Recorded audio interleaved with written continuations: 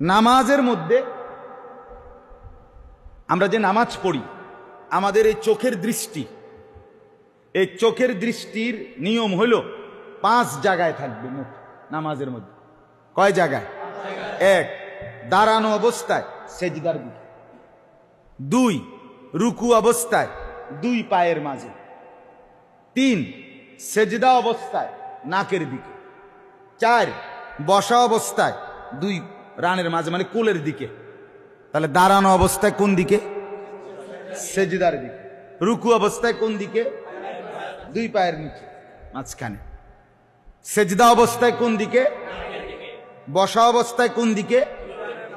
2 মানে কোলে, কোলে সোজা কথা কোলের দিকে। আর 2 সালাম ফিরানোর অবস্থায় 2 কাঁধে, কাঁধের উপরে।